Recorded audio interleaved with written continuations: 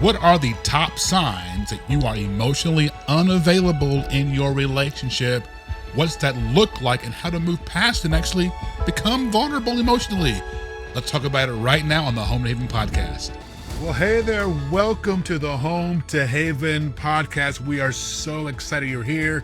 If you're new, we are the Turners, and this is your home for faith-filled content to help you communicate in your relationship. That's right. We are so glad you're here. And this week, before we even get started, we wanted to share a special announcement with you. What it is? We have been working on something super exciting behind the scenes.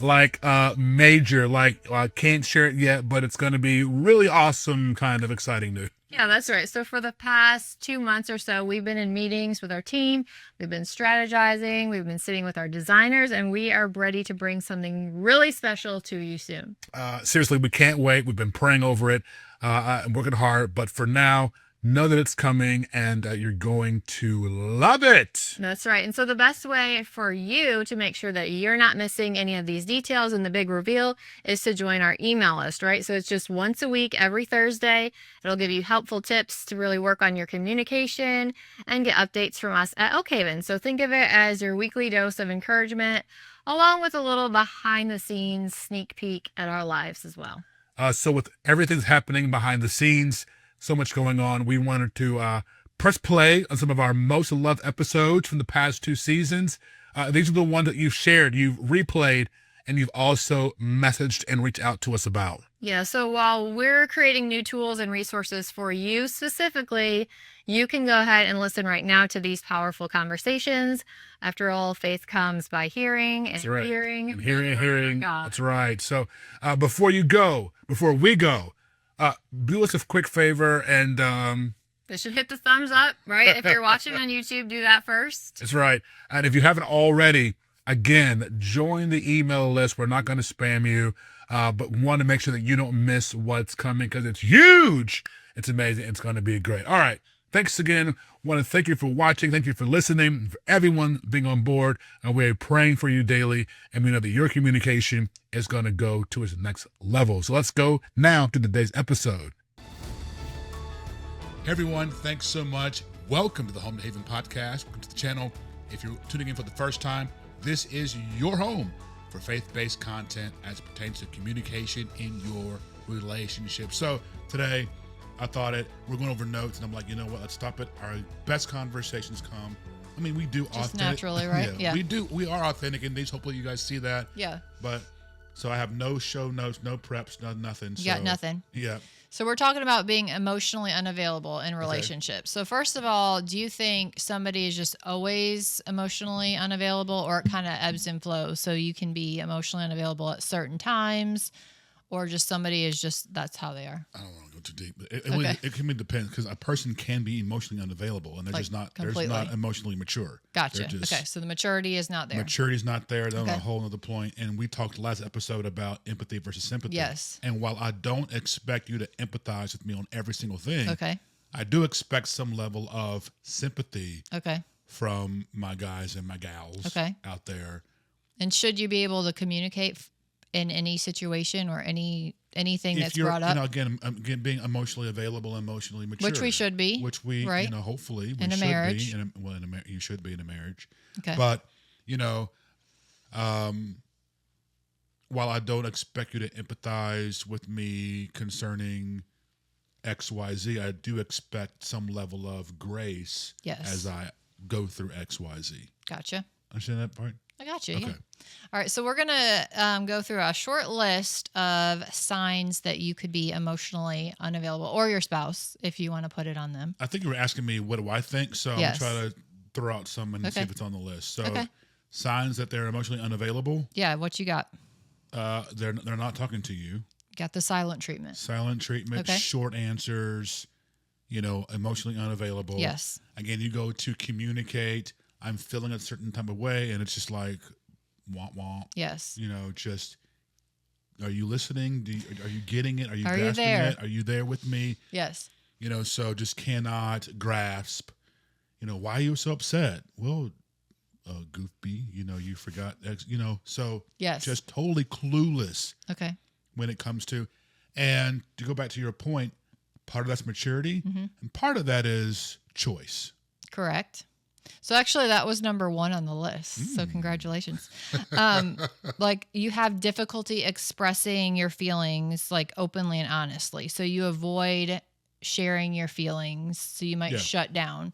So there's been certain situations that, we've given each other the silent treatment a little bit, right? Of course. And so would you say that's because of the specific conversation that we were having, not necessarily our maturity level, or just overall it was because we weren't being mature? Well, there's two sides. Okay. So the first side is you just may feel uncomfortable. You're not there yet to speak about this particular topic. Right. And that can be, I don't trust you.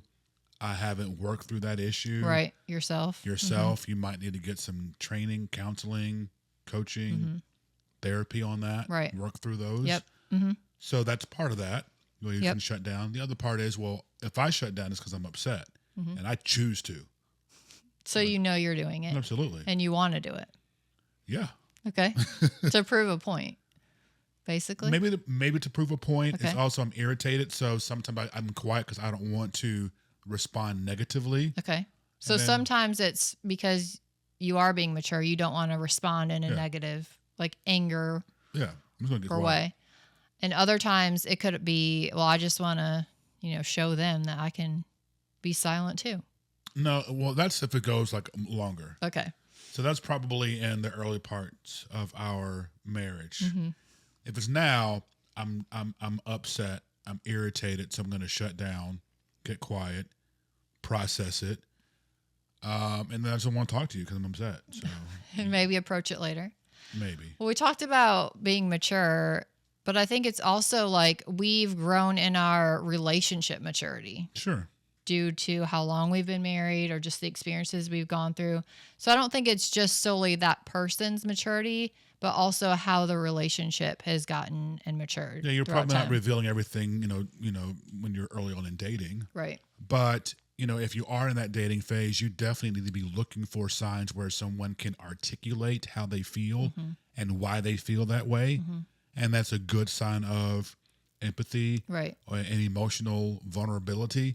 You do want to see that because when things do get tough, you don't want someone who's going to run away. Right. You don't want someone who's going to shut down and not communicate Right. with you. That's in the good times and in the bad Yeah. times. So that's something very, very key that you need to be looking for in that dating phase. And you would say to test them on that, right? 100%. That's So one of your favorite things to say. yeah, you want to try something out. We're not trying anything physically out. No, you need to be Correct. trying The emotional stuff. out. Because how many times do we see on like the pods or, oh, they were all one way, and then you get out there and it's Jekyll and Hyde. Yeah, like what happened? Well, who were This you? is real life. So, definitely try to make her angry, try to make him upset, try to make him jealous. Yep. We're not trying to like intentionally provoke you, Yep. but I do want to see how they respond in certain situations and around people in different environments so that I know, okay, true character is revealed. That's right. All right. Next on the list, we talked about this in our last episodes. If you want to hear more about that, check it out. But if they completely have a lack of empathy, so if you are struggling to, we use the word validate a lot. I don't know if you like that word, Okay. but to validate the other person's feelings. Oh, yeah. Yeah. What do you feel about that? So validate just means that, like basically like encouraging that. And yeah, you may have an emotion. It could be the wrong emotion at the wrong time. Okay. Because this is very trendy right It's now, very right? trendy, To like, say, I'm okay to feel what I feel. I have a right to you feel need to what I validate feel. my feelings. Yes, this is how I feel. And you can be completely wrong. So people can be feeling the wrong thing. You can be feeling the wrong thing and just be dead wrong. Tell me more about that. Well, maybe you had a disagreement or whatever. I'm trying to think of some real life scenarios. Well, we've talked about this a little bit before, but if somebody is like angry or upset or sad, is it okay for you to say you shouldn't be feeling like that in this situation? Because a lot of people would say, I have a right, or, I have a right. I have a right to feel how I feel. Sure, you have the right to feel that way. It's wrong. it's wrong in this scenario. You know, I'm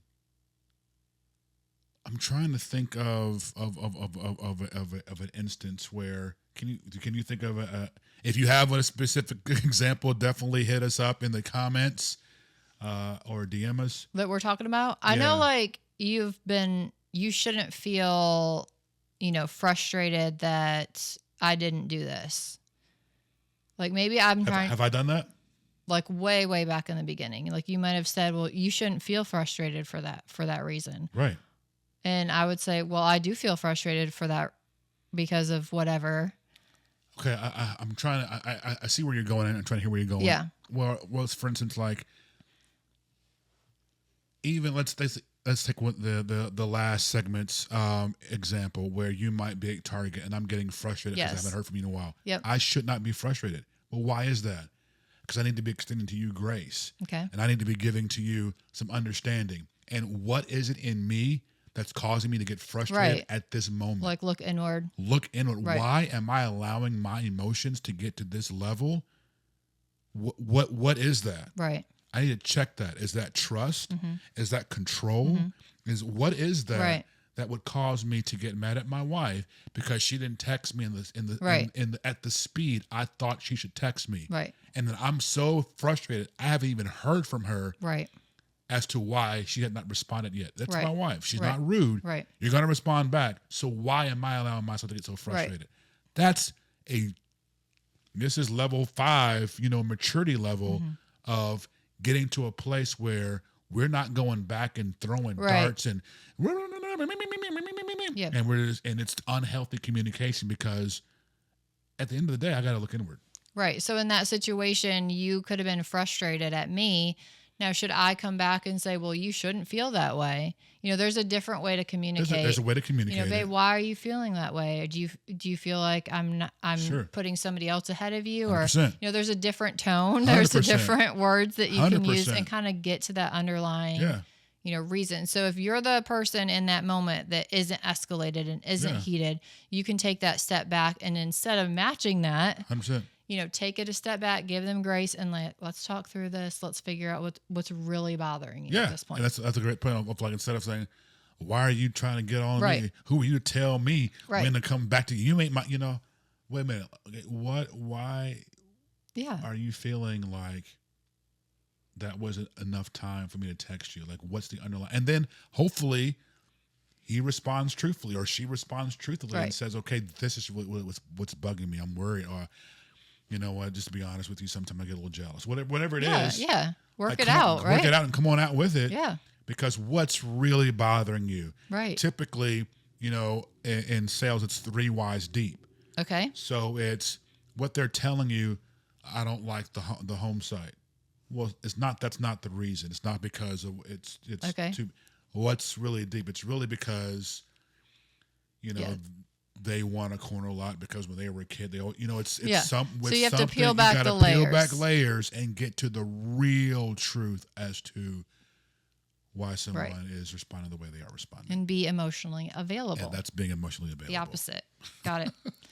Another big one is having unresolved baggage from past relationships or past experiences or traumas. So we saw this. I keep referring to this because it's trendy. I don't know whenever you're watching or listening to this, but it's Love is Blind. Okay. And so I don't know these people's names. Okay. But the blonde girl who's in the love twist with Sarah Ann, is that her name? Yes. Sarah Ann? Okay. So the other girl's like just cuckoo. Jeremy's girl. Yes, the first one. The first one. I think Lauren, but. Okay. And I'm like, she's just, you're not man enough for me. Yes. And you're not this. Yes. Ladies, don't ever say those words. Yes. That's a low blow. That's a kick in the gonads for a man because you're targeting his esteem. You're tearing him down with your words. And I pray if you're watching this or listening to this, that you never speak to your man in a condescending way. Well, what about the men? Okay, calm down. Okay, let's deal with you. And the same to men. Never. You're not like no. But she's saying this, and she's this, and and just berating him. And I'm like, she has gotten hurt somewhere. Right. So this has nothing to do with him. Someone a year ago, 3 years ago, 5 years, high school, whenever it was, jacked her up. And so now she's responding that particular way. He was out talking to whatever her name was. Was it right? I don't know. I'm not going to get into that debate, but it triggered her from somewhere, and she would just shut down, and she was never the same again. Yep. So, and a lot of people like to use the word trigger, and people will bring that up. This is very triggering to me because this happened to me before. Well, we got to get over that. Or this is that phrase that you just said was extremely triggering for me. So, and a lot of times people will blame their reactions and behavior. What happened? Because when she did that, I grabbed your hand. Yes. And I'm like, ooh. Brings me back. That took me to somewhere because I've had an abusive relationship where I was verbally, even if it, abused in a previous relationship. And I'm like, whoo, that kind of twitched a little bit. Now, I've worked through it. Right. I got counseling, 3-4 years and resolved those issues. I'm healed from that. But it kind of was like, oh. Like, wait a second. Okay. Yeah. I remember that. I remember what that sounded like. I heard it in a long time. Right. So is it okay to say it triggered? Yes, but we don't want to use it as a crutch to excuse the behavior that's negative that I'm exhibiting in this moment. Exactly. We're not using that as an excuse to say that something is triggering to you. Let's do a quick one to end it up. Okay. And this is another sign that you are emotionally unavailable, is that you spend a lot of time on work or hobbies or other things besides your relationship. Not around people? What do you mean? Like you're not around people? No, just like you're not around your spouse a lot because you're busy doing other stuff. Oh, yeah, you're out. You're checked out. Yeah. That's clear cut? Oh, yeah. Okay. So if you are... and again, that can be so many reasons. And I'm thinking about guys. I'm talking and speaking from a guy's perspective. If he is always around his boys or with his car or on the PlayStation or the Xbox. At work. Or at work. Work dinners. Or I'm going to the bar to watch the game or the restaurant to go, or the bar, whatever, to watch the game. Yep. Yeah, he's out. He's not emotionally available. He's available, just not to you. Oh, no. Okay. Okay. Yeah. He's available. So that's a clear sign. Every human being has the possibility to be available. Right. Now, again, you can get coached, or if there's been trauma and things, of course, we got to repair. But yeah, no, there's no excuse of, I just can't get, no, you can. Now, can you help anher person be emotionally available? Yeah, you can support them. You can love them. Okay.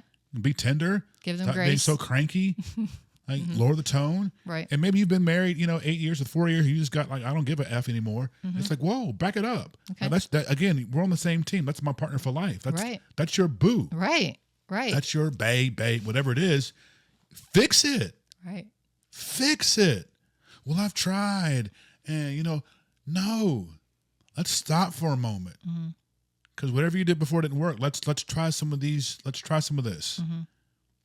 What we're telling you to do. Because you can work towards and make a relationship where both of you are emotionally available. Not only available, but mostly active. Okay. With each other. Mm-hmm. Again, there's no relationship gone too far that the love of God can't heal. And we're saying this from a biblical perspective. Yes. Right? That's why we say this. Yes. That the grace of God and the love of God cannot turn, cannot heal, and cannot put together. I've seen people on the way to the divorce court to sign papers, and they are still together today because they did this. Okay. And so, if he is checked out, time for a conversation of, what have I done? Own it. Right. Take accountability. Even if you think you're right, hey, let them talk. Hear it. Try to again, empathy. What have I done that has driven you away from this home? Right. And quietly let him talk. And if he says, you never talk, or you put me down, no, I don't, or, that's not what I meant. No, okay. Accountability. When we did one of those topics, take accountability. Yep. You know what? I'm sorry. That's not what wasn't my intention. Right. How can I fix it? Yes. Don't try to solve it. Let them tell you how to solve it. And don't be reactive and defensive. We talked about listening actively, not thinking of your response back right away. listen to understand where they're coming from. Sure. Is the most important thing. As we wrap it up, I'm just feeling this in this moment and sensing this. I don't want to say feeling, but sensing this in the moment that our words are powerful. Words are containers. Yes. And so we must be very, very careful, ladies, of the words that you speak towards your husbands and the tone you speak towards him, because you may think that we are not emotional, but we are. Mm-hmm. We still have emotions, 100%. And so it's very, very vital that you choose your words carefully and how you present yourself to your husband, to your man, in a respectful manner, because that's how we hear. We hear through the filter of respect. And men, choose your words very, very carefully, because your wife is very, very fragile. Not weak, but she is fragile. She must be handled with care. Right. And so the words that I speak and the tone of my voice weighs carefully. She hears with the filter of love. And so I cannot reach her if I don't communicate love through my words. Right. And you cannot reach me if you don't communicate respect through your words. And if we would remember that and hold on through that, I believe our communication would be much, much better. Amen. I love it. All right, give it to us. Planner. All right. Yes, you need to get this today if you do not have it yet. It is our relationship planning guide. So go grab that today. It's a free download, and it's your starting point to really set the month up, set the month ahead, make date nights, schedule out what you want to talk about, what you want to work through. We talk about praying it, absolutely, planning it, and then pursuing it. Plan it, pursue it. Those are 3 keys. We got all these kind of nuggets around at Home to Haven. So you got to plan it. You got to pray it first together, and then you plan it once you've talked to each other and God about it, and then you go do it. Yeah, pursue each other. So it's based on those 3 models. Get the planner. It's a relationship guide planner for you to just take your relationship to a whole nother level and work through these things together as a unit, whether you're dating, engaged, married, golden married. There you go. It's for you. Yep. The download link is in the show notes. It's also in the description below if you're watching on YouTube. Get it today. Send it to a friend. Email it to them. Yeah. Copy, paste the show to someone. Let them hear and listen to this. If you agree or disagree, comment. Let us know. We'd love to talk through it together. And before we go, this was the 5th thing. We're wrapping it up. Yep. I do sense this moment to go ahead and pray for you and cover you. So, Father, I pray for those who are watching today. And if someone's watching, I sense that they are frustrated or feeling like, hey, I am alone. You are not alone. Let your love just come through this microphone, come through these speakers, through these phones, however they're watching or listening, and engulf them in your presence. And I pray that you would bring healing where there is hurt and there's deep hurt. Bring healing and wholeness to that heart and cover it to where there is no more scars. I pray, Father, that you would bring closeness to these relationships, and they would take the time to be patient and practice your grace with each other, that through it all, they would see your goodness and see your love. We know that we would enjoy life and see good days, and the best for their lives is truly ahead of them. In Jesus' name, amen. Amen. Thanks for watching. We'll see you next week. God bless.